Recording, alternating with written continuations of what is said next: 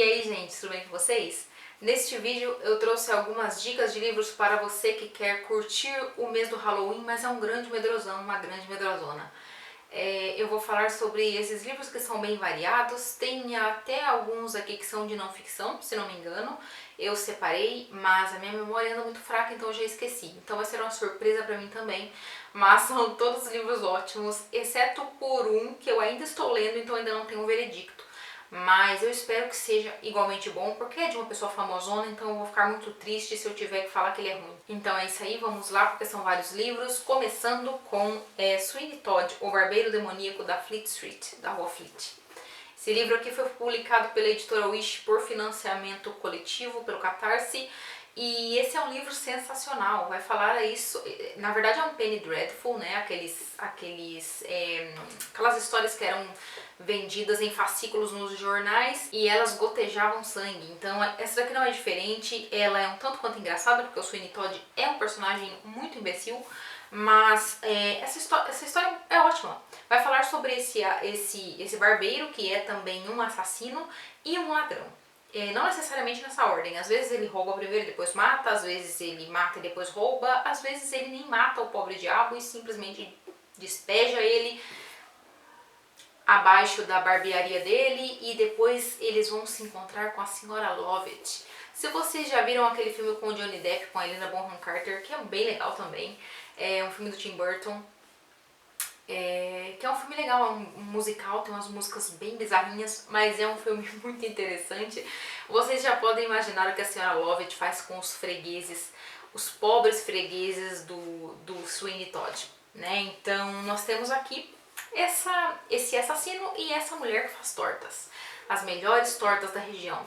As tortas que são vendidas para todos os estudantes de uma determinada universidade que adoram, que lotam. E eles não conseguem entender como que essa mulher tem acesso a uma carne tão boa, sendo que tem uma crise tão grande no mercado. Então, é bem legal. É uma história vitoriana, vocês sabem que os vitorianos eram criaturas peculiares e esquisitas e eu adoro. Daí, aqui, eu tenho uma história que ela é mais intimista, esquisita também, e que é de um dos meus autores favoritos. Eu estou falando de William Faulkner, estou falando de Enquanto Agonizo. Essa história também é bem peculiar, vai falar sobre o luto e vai falar sobre a morte de pessoas que nós amamos. E o Faulkner aqui vai fazer o que ele faz de melhor, que é perturbar a cabeça de seus leitores, por meio dessa narrativa, que é um livrinho curto, mas a narrativa não é nada fácil, porque, convenhamos, é o Faulkner. E aqui vai falar sobre... Mas assim, se você nunca leu Faulkner na sua vida e você tem um pouco de medo de começar pelo Som e a Fúria, o que não é tão injustificado assim, mas se você quiser, pelo menos em termos narrativos, então comece com Enquanto Agonizo. Enquanto Agonizo é essa noveleta que vai falar sobre essa família, uma família pobre, que tem um marido, a esposa e vários filhos que já são adultos, mas acontece que em um determinado dia esta senhora, a mãe da matriarca da família, vai falecer e ela teve um último desejo.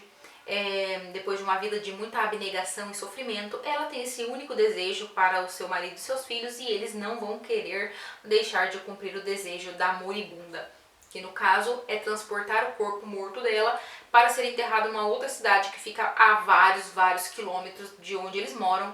E assim, nesta época, pelo menos nessa história, nesse contexto, eles não podem se valer de uma ambulância refrigerada para levar este corpo, nem de um avião que possa levar este corpo e deixá-lo em 10 minutos do outro lado da cidade, em uma outra cidade. O que eles fazem é levar o corpo dessa mulher, o corpo da mãe, em uma distância muitíssimo longa, num calor terrível, atravessando rios, atravessando vales, e cada um daí vai contar essa história. E assim, a narrativa vai ser narrada pelo ponto de vista de cada um desses personagens, e é uma coisa muito interessante, é muito deprimente, é muito triste e é muito real também, vai falar sobre o processo de luto.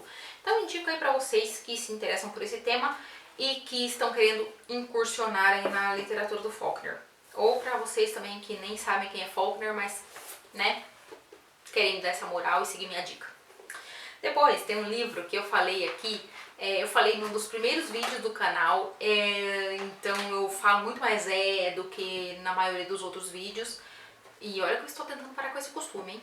Mas eu falei bastante sobre este livro neste outro vídeo, e eu estou falando de O Meridiano de Sangue, na verdade é só Meridiano de Sangue, do Cormac McCarthy.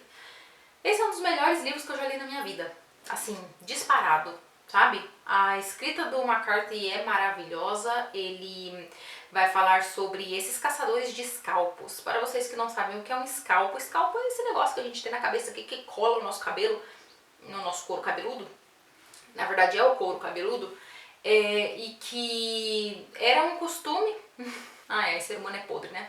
Então, era um costume no Oeste, no Velho Oeste norte-americano, que eu não sei se em outros lugares também, mas pelo que eu sei, pelo que os filmes contam por aí, pelo que os gibis do Tex também nos dizem, este era um costume de tanto entre tribos nativo-americanas quanto de seres humanos brancos podres que foram lá e começaram a caçar esses escalpos, porque índios mortos davam dinheiro. Então, se eles precisavam, se o governo precisava desocupar uma determinada região, o que ele fazia era contratar esses caçadores de escalpos, e esses caçadores de escalpos faziam o trabalho sujo do governo e simplesmente matava todo mundo, mulheres, crianças, homens, todo mundo, e levava esses escalpos. Então vai ter aqui esta figura do garoto, né, o Kid, que aqui não foi traduzido nessa edição. Eu falo mais sobre isso lá no vídeo. Eu vou deixar aí todos os vídeos dos livros que eu mencionar aqui, que tiverem vídeos, eu vou deixar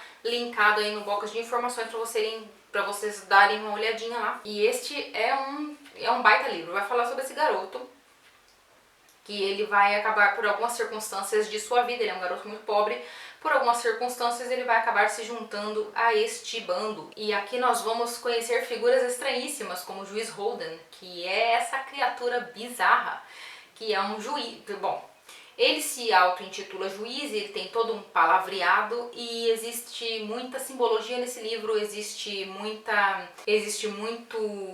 brutalidade nesse livro. Então assim, se você tem o estômago um pouco fraco para brutalidade num sentido mais bruto da palavra, então assim, eu não sugiro que você leia esse livro, porque vai ter cenas muito gráficas, muito tenebrosas e que a gente não esquece depois, tá? Mas se você tiver assim se você consegue segurar, sabe? Eu super indico esse livro, ele é sensacional. Eu fiz um daqueles meus mini documentários, né, que eu faço para determinados livros que deixam um impacto muito grande em mim. Eu faço esses mini documentários, eu acabo, 40 minutos de vídeo. Então se vocês quiserem assistir de 10 em 10 minutos, eu provavelmente falei deste livro em algum outro vídeo recente, mas vai que você aí que está vendo este vídeo hoje não viu este outro vídeo, então você teria perdido esta dica maravilhosa. Então eu vou falar aqui de novo, que é, no caso, O Coração das Trevas, do Joseph Conrad. Gente, esse livro aqui, meu Deus do céu, ele é tão brutal quanto O Meridiano de Sangue, porém ele não tem tantas imagens gráficas quanto o Meridiano de Sangue. O Meridiano de Sangue realmente pinga sangue, mas esse daqui ele fica mais ali na sugestão. O que, na verdade, se você tem uma mente tenebrosa, talvez fique ainda pior, né? Mas aqui vai falar sobre, uma narrativa contada em primeira pessoa, então tem este narrador, né, este marinheiro que está voltando para Londres, e quando ele vê ali Londres, o Tâmisa, vê ali o horizonte ali da cidade, vê o skyline ali da cidade, ele vai lembrar de quando ele estava chegando, de quando ele estava chegando na Bélgica, se não me engano. E daí ele vai começar a rememorar esse passado em que ele foi comandante de um navio que foi enviado ao Coração das Trevas. No caso aqui, na narrativa do livro não é especificado em que lugar é esse, qual é este lugar, né? Mas a gente sabe que este livro ele foi inspirado pelas memórias do próprio Joseph Conrad. Então ele passou algum tempo no Congo belga, ou seja, no Congo, quando estava aí sob o jugo do rei Leopoldo da Bélgica. E se vocês conhecem um pouco da história deste homem, vocês sabem que ele era um sanguinário nojento, que ele explorava, que ele fazia experiências com os nativos desse país e que ele dizimou a população. Assim, ele ajudou, quando a gente fala ele, geralmente são soldados do rei Leopoldo, aquela coisa meio distante, talvez o rei Leopoldo não soubesse, mas nesse caso aqui o cara sabia mesmo. Inclusive ele participava ativamente nessas torturas, nessas coisas horrendas que eles faziam com esses nativos.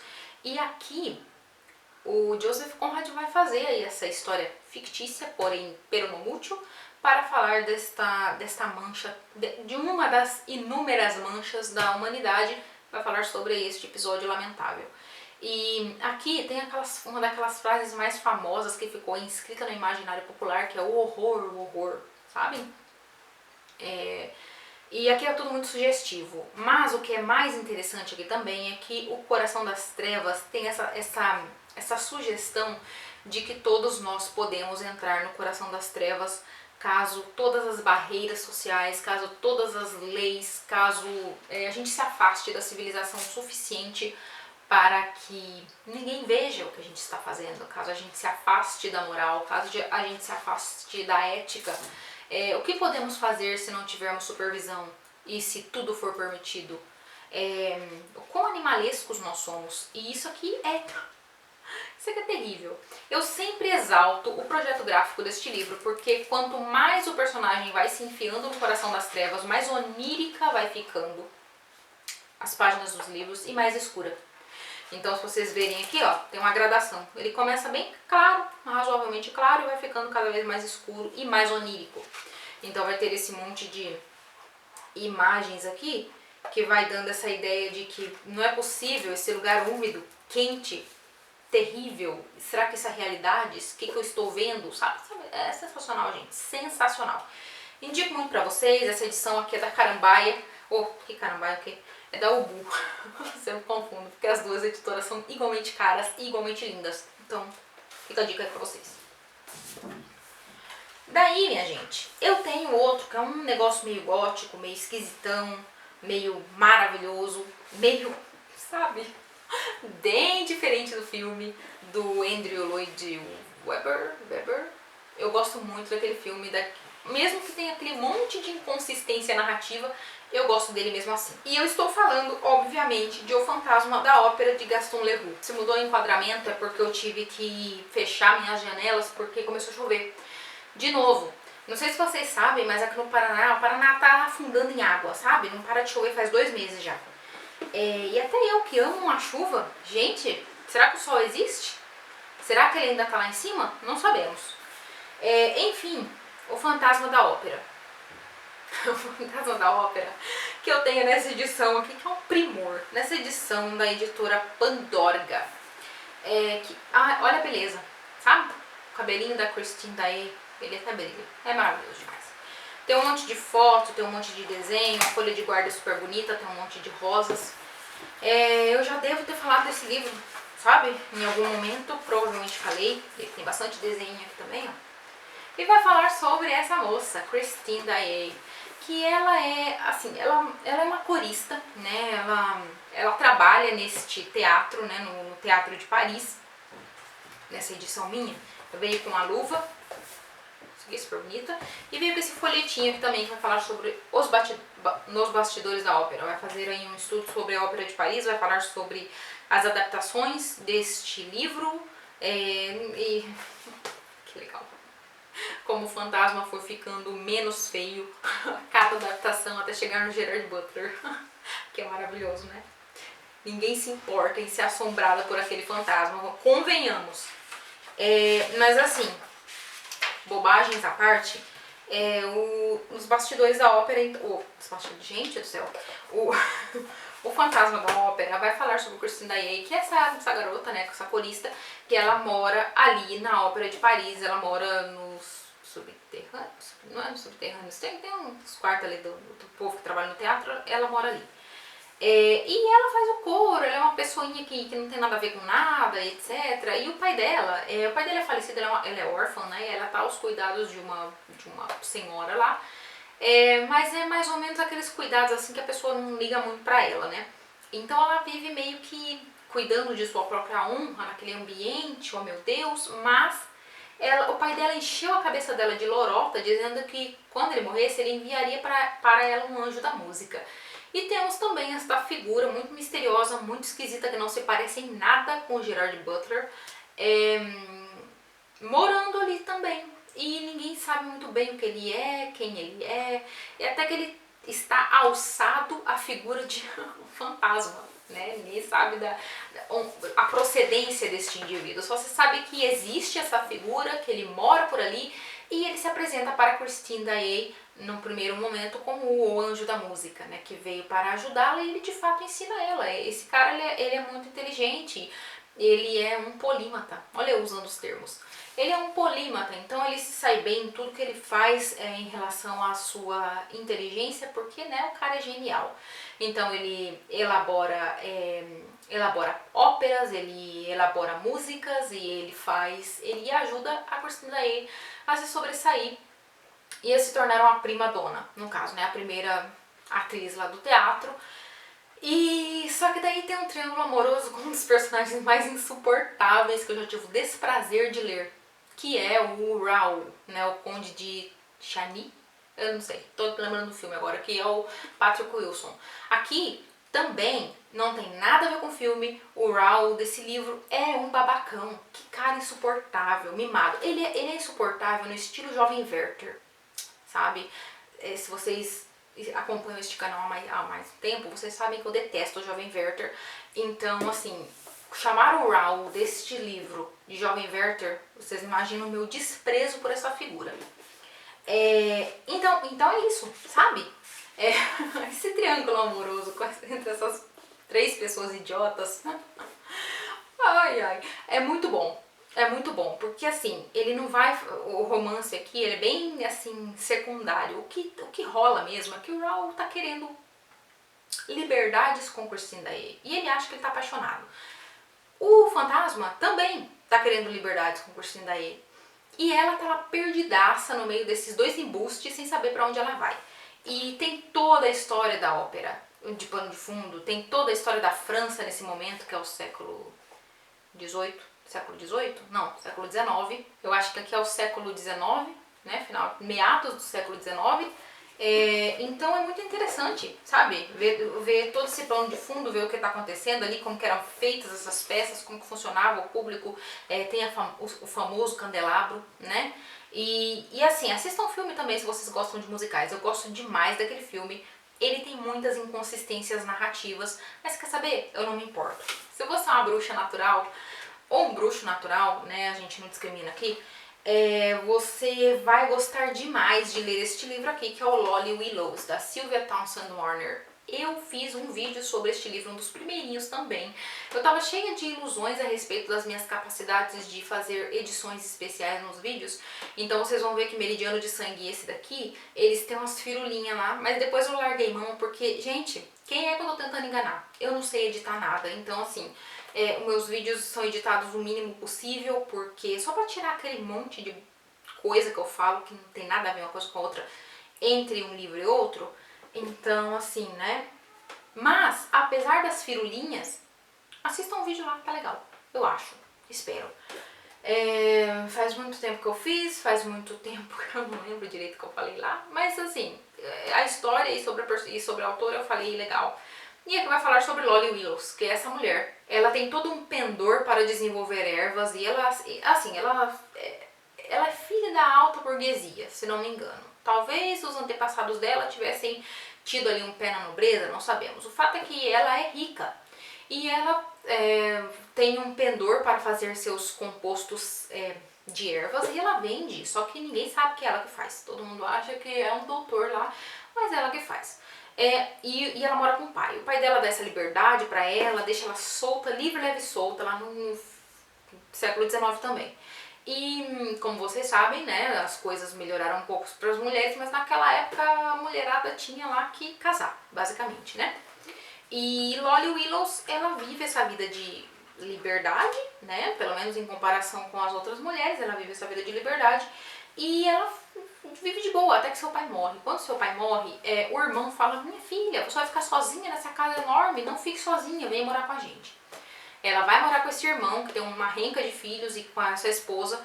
E daí ela vai se acomodando, sabe? Ela vai vivendo essa vidinha e um dia após o outro, e ela acaba sendo colocada no lugar da tia Loli.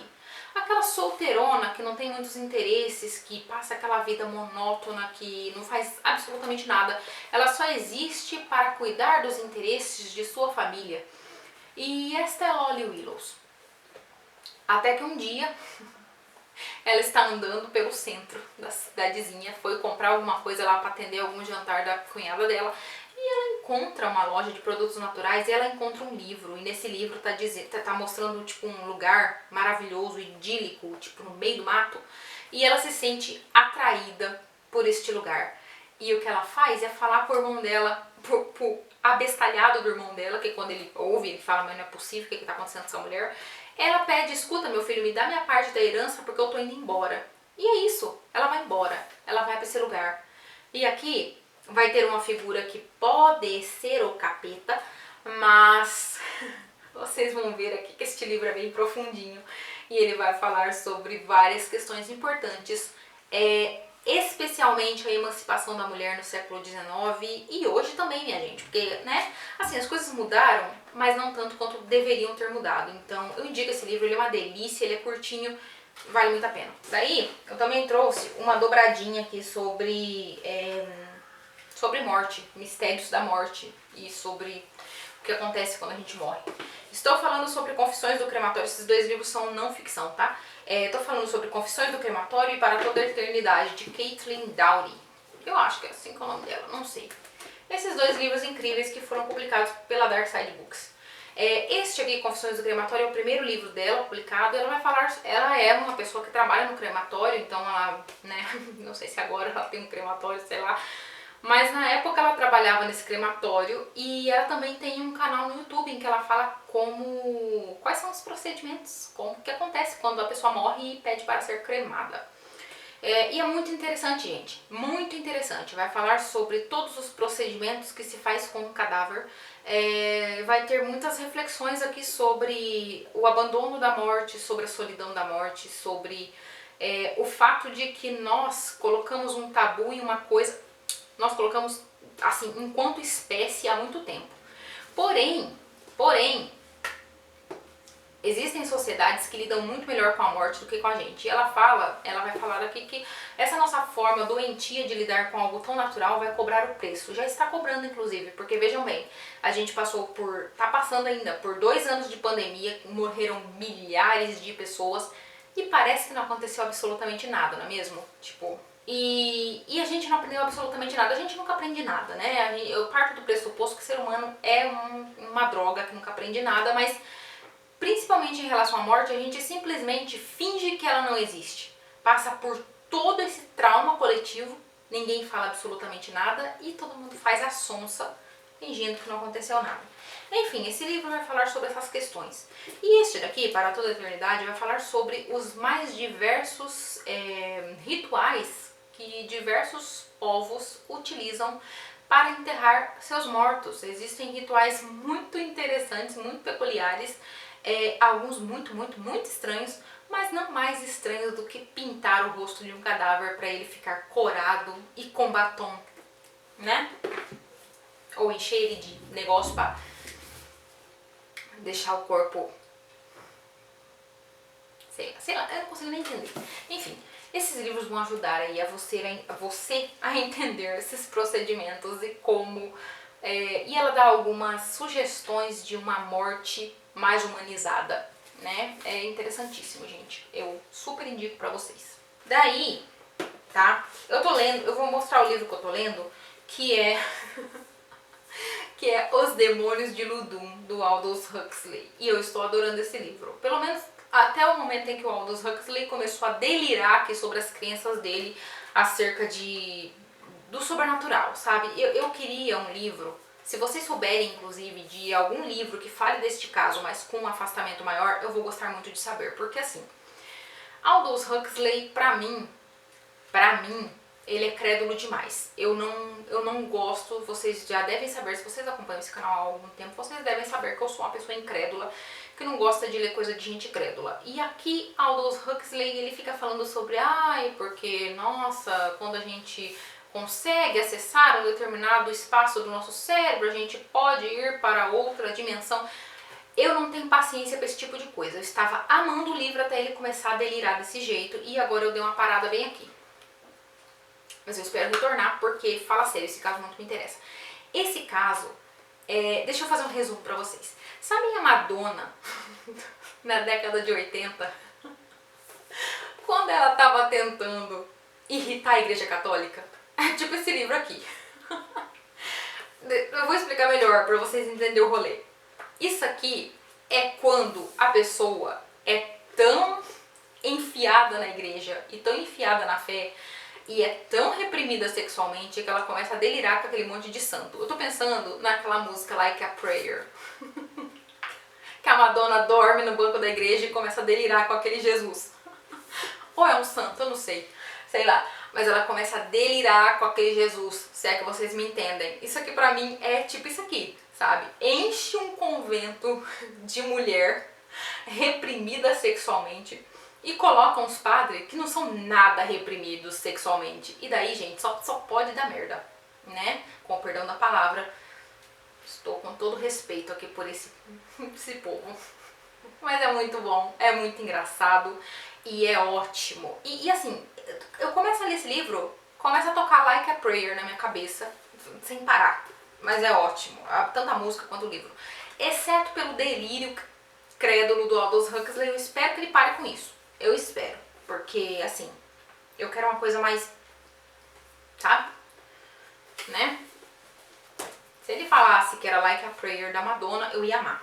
Daí o negócio fica um pouco pior. Eu vou falar agora de um dos livros que mais me impressionaram na minha adolescência. Depois que eu reli, eu fiz vídeo para ele. Tá aí, eu vou deixar no box de informações também. Estou falando de A Entidade de Frank de Felita. Aqui também tem esse componente sexual e nem foi de propósito. Eu coloquei eles aqui e acabou dando certo.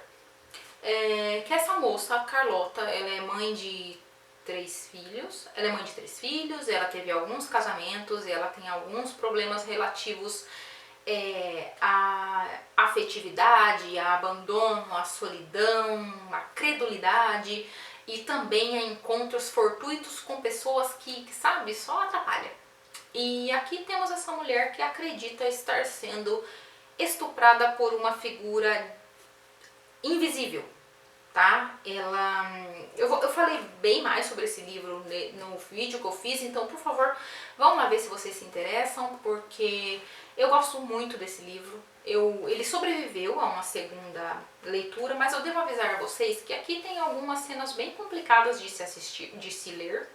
E eu acho que é proposital, porque fala sério, estamos falando de estupro, sendo uma figura invisível ou não, é um estupro.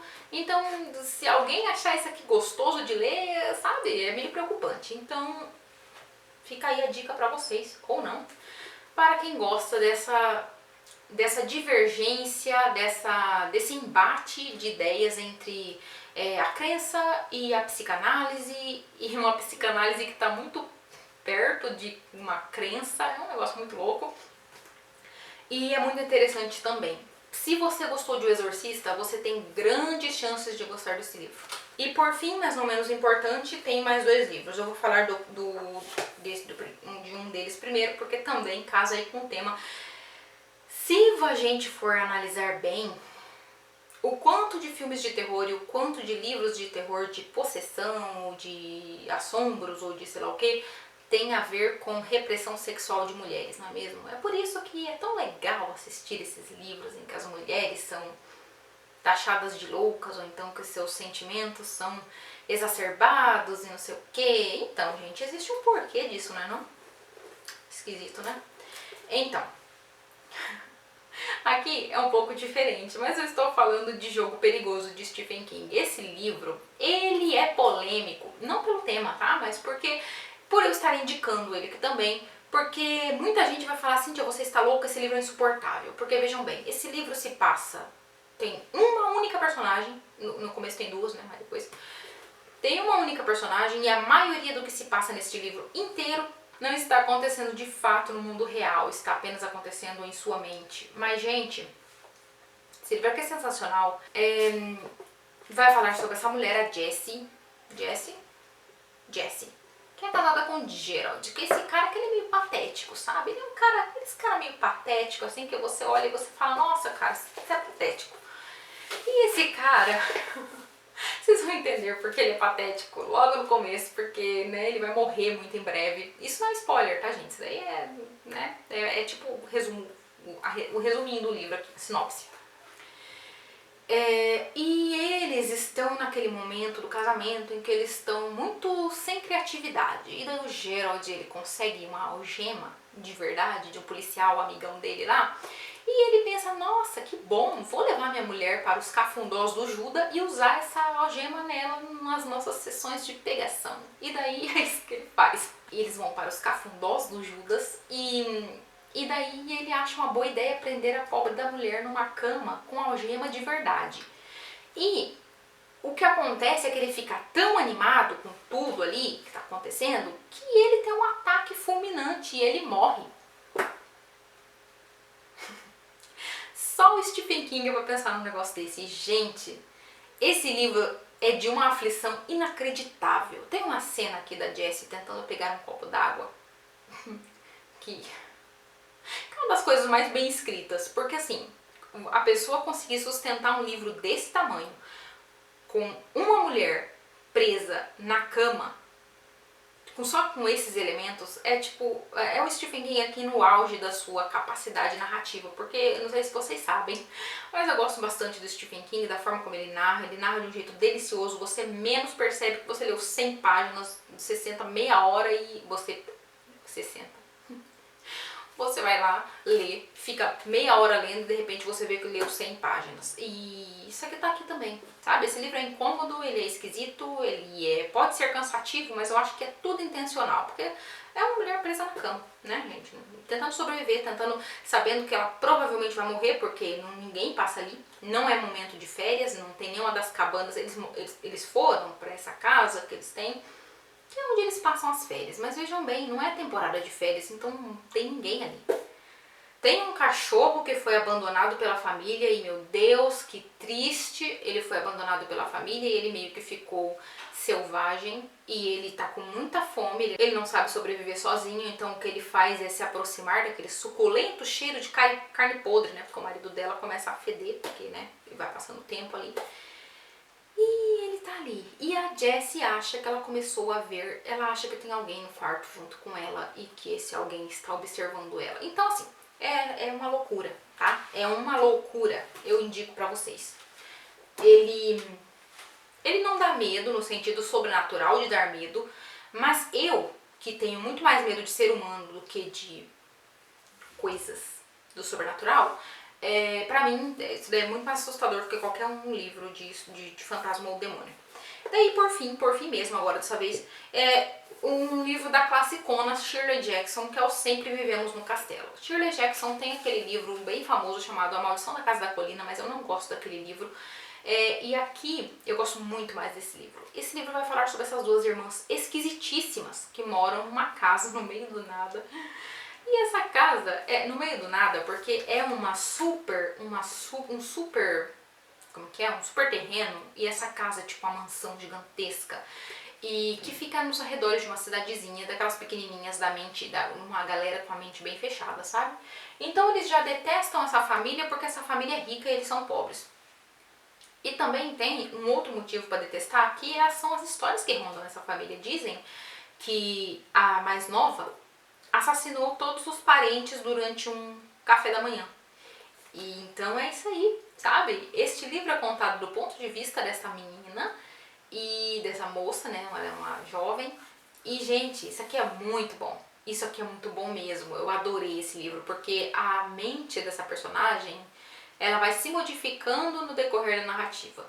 E tem um porquê, e é muito bem escrito, e vale muito a pena.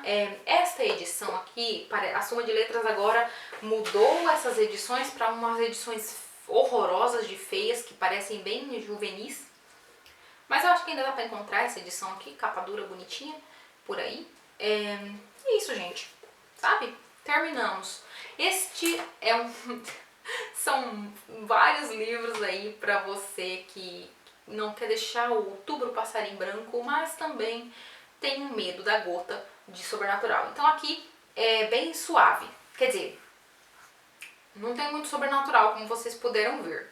E a própria narrativa de todos esses livros, tanto que eu não trouxe O Meu Maravilhoso Exorcista, eu não trouxe O Bebê de Rosemary, eu não trouxe A Profecia, eu não trouxe O Coração Satânico, que são livros que eu amo, mas que todo mundo já falou deles, e também que eles são um pouco mais pesadinhos. O mais pesado em relação ao sobrenatural, o mais pesado dessa lista é A Entidade, né, do Frank de Felita. Mas fica aí a dica de todos esses livros pra vocês.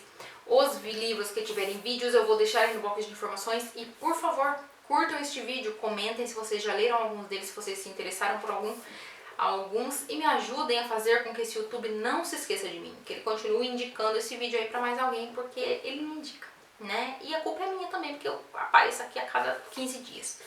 Mas é isso, gente. Muito obrigada quem assistiu até aqui e até o próximo vídeo. Tchau, tchau.